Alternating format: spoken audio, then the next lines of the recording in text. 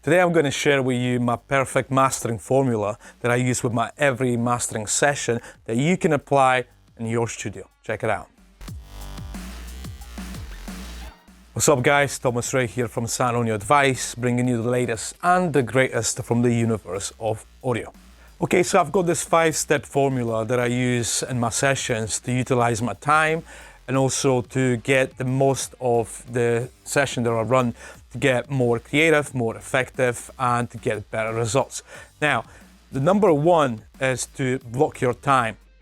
So what I mean by that, basically I'm blocking X amount of hours within my schedule to spend the time mastering. Mastering only one project, or is it the EP, album, or few songs, doesn't matter. I know within that time, I'm going to be working only on that particular music. By blocking the time like that, you're committing yourself to do the mastering or any other session, as a matter of fact, within this time frame, within the time frame that you set yourself earlier on. And you know that you're not going to do anything else but the session. With life going super fast, it's so easy to get distracted. So blocking the time will get you the confidence and also the effectiveness of your work. The second step in my formula is to disconnect all the Wi-Fi, all the internet, switch with the phone, and get yourself mentally ready for the session. How many times before you try to work on the session and there is a phone ringing, there is the Facebook messaging, or this and that, whatever. You just cannot focus. Switch the internet off, switch the mobile off. You don't need those tools. Those are the tools of distraction, especially for us audio heads. The third step is to get your to-do list, but it's not just the usual to-do list.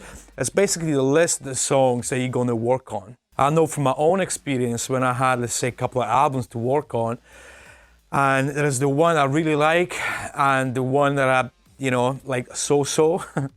I would usually, commit to the one that I like more. By having a to-do list or your track list, you commit in your time to do only that work.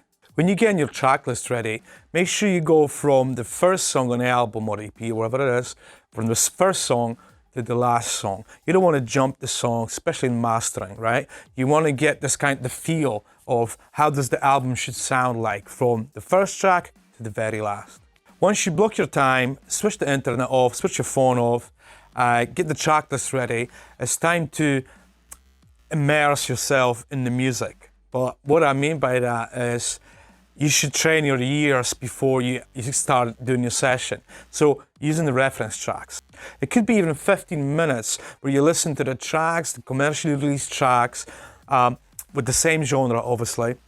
That will give you a feel. That will give you the feel of the high frequencies. That will give you the feel of the low end. How much of the low end the specific genre needs. That way, your ears and your brain will be ready to start mastering. The last fifth point in my formula is to start listening to the song that you're going to work on. To say first one from the track list, but listen to it from the beginning to the end and take notes. You don't want to master a song on impulse, right? You want to think it through. You want to make the connection between the material you're going to work on and the reference songs. That's why you're going to use the reference tracks before you actually start doing the mastering. Listen to the song and make notes on the low end. Does it need more boost or is it too boomy?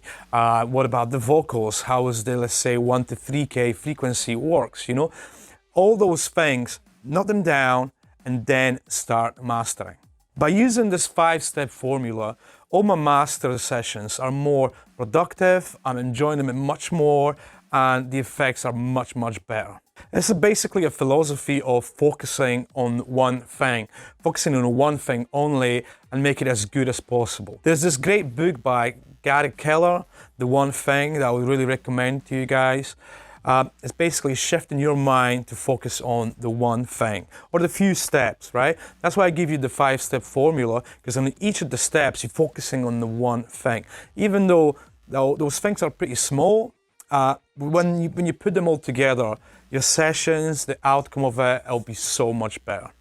Right, guys, I hope that was helpful. Please use the formula with your sessions. Try it out. You know, see how this is gonna improve your sessions, improve your outcomes. Maybe comment below, just let me know how you get on. If you haven't subscribed yet, please do so. And if you want me to learn your mastering, I actually got the mastering course. The link's just down below, where I teach you step by step my mastering blueprint. We going through different songs, we going through different plugins, and I'll explain the mastering process in depth. Right? Thanks again, and I'll see you next time.